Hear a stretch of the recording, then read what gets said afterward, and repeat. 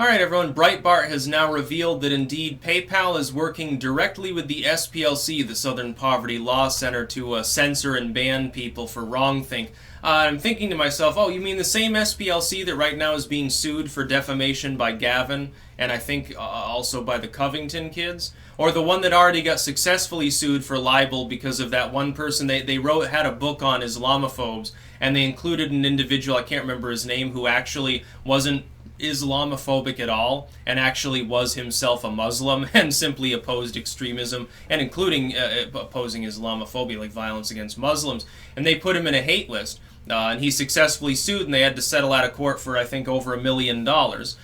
Gavin will probably win if his case continues forward. It's fairly cut and dry. He doesn't run the Proud Boys, and the Proud Boys weren't listed as a terroristic or hate-filled, bigoted organization by any legal group. The SPLC is not at liberty to simply make up its own declarations, although it acts like a power unto itself. The problem is these activistic groups never faced significant scrutiny, and before the internet era, hear me out, before the internet era, it was difficult to ever sue these groups. You could maybe prove they said something false, but there's another component to proving libel in the civil sense, to litigate it. The other part is you have to be able to show that there's a reason to believe that the libel caused demonstrable harm. Like it caused you to be physically harmed, it caused your property to be harmed, it caused your brand to be harmed, your income dried up or something. The problem is the SPLC's new operative strategy, working with groups like PayPal, is to deplatform people from making money. So Gavin can go in and say, look, I was making X amount per month, then all of my income dried up. I couldn't use PayPal, I couldn't use Patreon, I couldn't use all these sites that I had hundreds of thousands of fans on. My income demonstrably at the same time dropped like a rock. So a detriment was meted out to me, and the declaration originally that was made, that I was a leader of a hate group or violent or whatever, is demonstrably false. No evidence can be offered for it, therefore he probably wins that case. The Covington kids. The SPLC's initial reaction to the Covington case was basically the same as these other groups, which is declare it a modern-day lynching. This is Trump's America. Look at this smug bastard smirking in the face of these poor ground-down Aboriginal Americans or something. That was false. As far as I know, no retraction was issued. They sort of waffled around and said, well, there's new questions and stuff. They never retracted, as far as I know, the initial article. As far as I think it's still there. Well, that could become a problem. Yeah, you'll probably lose that case. You could see a situation where significant numbers of craptivistic groups end up losing long-term, like they go under, or at the very least they have to stop trying to deplatform people in the fiscal sense. When you have now knowledge that the SPLC is working directly with PayPal, anytime someone is kicked off of PayPal, some political activist or something, they might decide to do a little digging and see if PayPal was responsible or if it was the SPLC. And by the way, PayPal should be rendered under the same laws as our normal banking system at this point. It's basically the banking system of the internet. Now, of course, I stopped using PayPal for most purposes. I've got I think $15 on my PayPal. I stopped having money sent to it. I've stopped using it for purchases. Partially out of solidarity with fellow content creators, number one, and number two, the added convenience is negligible. You can use your regular bank account for most things anyway online. It's not a huge problem. It's like one extra step. Okay, I'm willing to deal with that to not give them my money because I see them engaging in this kind of behavior. I don't want to work with them. I don't want to work like I have no choice. And some people have said, well, if you're going to try to do that, why don't you delete your YouTube or something? Well, that's kind of my job.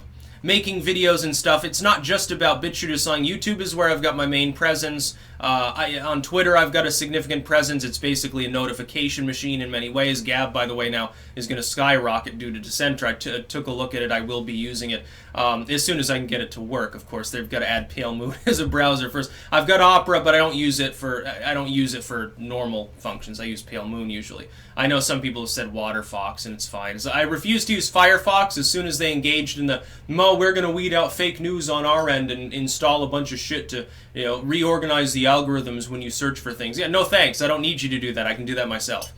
I need a full, accurate, proper list of what's actually trending in order to do the kind of job that I do. I don't need you to screw it up for me. Google already does that plenty. Bing does it. All of these groups do. Hell, Startpage will probably say, whoa, give $10 a month for our new fake news remover or something. But yeah, there's a difference. I don't have to use PayPal.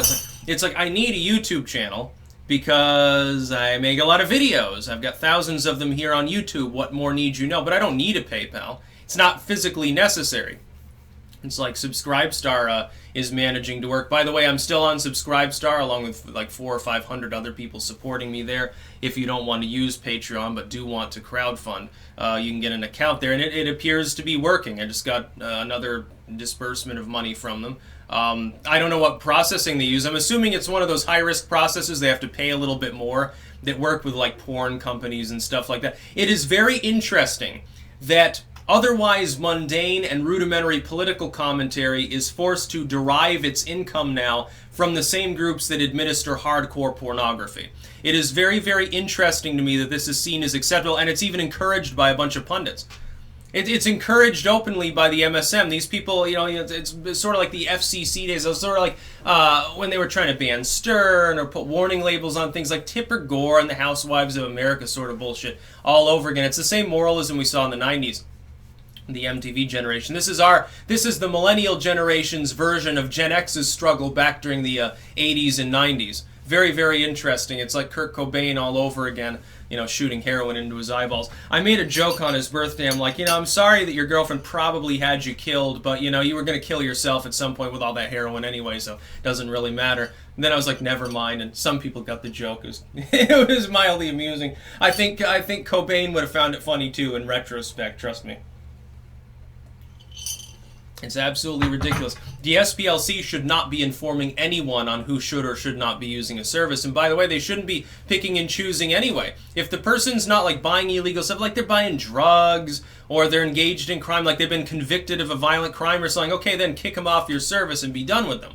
Otherwise, no. The fact that they are edgy or they said something you don't politically agree with, it's like, why? When did PayPal need to become an activistic group? You are a major corporation, one of the financial gatekeepers of the internet. What we really need is an extension of the Constitution to extend the rudiments of First and Fourth Amendment protections to online activity and to apply anti-monopoly laws to some of these larger Silicon Valley firms. They've created vertical monopolies to stamp out all smaller competitors. It's already illegal under U.S. law for them to do this. Congress is just so bought off by Silicon Valley that they haven't decided to do anything about it.